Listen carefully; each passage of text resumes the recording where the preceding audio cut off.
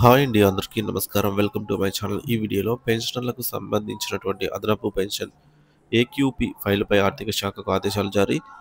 పూర్తి వివరాలు వీడియోలో తెలుసుకుందాము. వీడియోని అయితే ఎక్కడెక్కడ స్కిప్ చేయకుండా ఎండ్ వరకు చూసేయండి. అప్పుడే ఇన్ఫర్మేషన్ పూర్తిగా అర్థమవుతుంది. అలాగే వీడియో చూస్తున్న ప్రతి ఒక్కరు వీడియోకి అయితే లైక్ చేయండి ఫ్రెండ్స్. ఈ వీడియోని తోటి ఉద్యోగ పెన్షనర్ మిత్రులతో అయితే షేర్ చేయండి. కొత్తగా మన ఛానల్ని చూస్తున్నవారు ఇంకా ఎవరైనా సబ్స్క్రైబ్ చేసుకోకుంటే వెంటనే మన ఛానల్ని సబ్స్క్రైబ్ చేసుకోండి. సో దీని ద్వారా నేను చేసే లేటెస్ట్ వీడియోస్ అన్నీ మీ వరకు రీచ్ అవుతాయి. ఇక ఆలస్యం చేయకుండా వివరాల్లోకి అయితే వెళ్ళిపోదాము. ఫ్రెండ్స్, ఇక విషయానికి వచ్చినట్లయితే అదనపు పెన్షన్ దరఖాస్తును ఆర్థిక శాఖకు పంపిన సీఎంఓ పెన్షనర్లకు శుభవార్త. ఆంధ్రప్రదేశ్ పెన్షనర్లకు సంబంధించినటువంటి ఒక ముఖ్యమైన అభ్యర్థనను ముఖ్యమంత్రి కార్యాలయం సీఎంఓ ఆర్థిక సీఎంఓకి ఆర్థిక శాఖ పంపింది.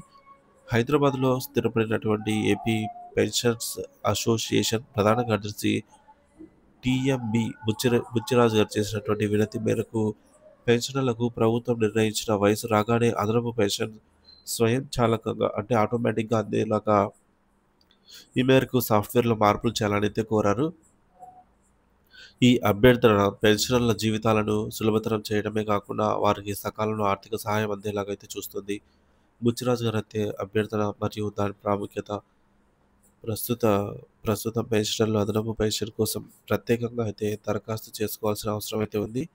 ఇది చాలామందికి తెలియకపోవడం లేదా దరఖాస్తు ప్రక్రియ సంక్లిష్టంగా ఉండటం వల్ల జాప్యం జరుగుతుంది. బుచ్చిరాజు గారి వినతి ముఖ్యంగా ఈ సమస్యలను పరిష్కరించడంపైనే దృష్టి సారించింది. ఒకసారి సాఫ్ట్వేర్లో మార్పులు చేస్తే పెన్షనర్లు తమ అర్హత వయసును చేరుకోగానే ఎటువంటి అదనపు శ్రమ లేకుండానే అదనపు పెన్షన్ వారి ఖాతాలో అయితే చేరుతుంది. ఇది సీనియర్ సిటిజన్లకు గొప్ప ఊరటనిస్తుంది. సీఎంఓ నుండి ఆర్థిక శాఖకు ఆదేశాలు. బుచ్చిరాజు గారి వినతి పత్రాన్ని పరిశీలించిన సీఎం కార్యాలయం ఆఫీస్ సీఎంఓ ఇక దీనిని ఆర్థిక శాఖకు అయితే పంపింది. సీఎం ముఖ్య కార్యదర్శి ముద్దాడ రవిచంద్ర గారు ఈ విషయమై తగు చర్యలు తీసుకోవాలని తీసుకున్నటువంటి చర్యల వివరాలను ఈ నెల 30వ తేదీ లోపల సీఎంఓకు పంపాలని స్పష్టం చేశారు. అంతేకాకుండా ఈ చర్యల వివరాలను PGRS public grievance redressal system online పోర్టల్లో కూడా నమోదు చేయాలని అయితే సూచించారు. ఇది పారదర్శకతను పెంచుతుంది మరియు పెన్షనర్లు తమ దరఖాస్తుల స్థితిని తెలుసుకోవడానికి సహాయపడుతుంది.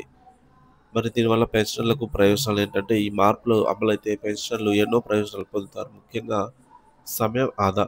దరఖాస్తు చేసుకోవాల్సిన సమయం లేకపోవడం వల్ల సమయం ఆదా అయితే అవుతుంది.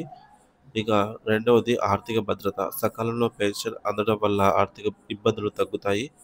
మూడవది సులభతరమైన ప్రక్రియ. సాంకేతికతను ఉపయోగించడం వల్ల ప్రక్రియ సులభతరం అవుతుంది. ఇక నాలుగవది పారదర్శకత. పీజీఆర్ఎస్ పోర్టల్లో వివరాలు నమోదు చేయడం వల్ల పారదర్శకత అయితే పెరుగుతుంది.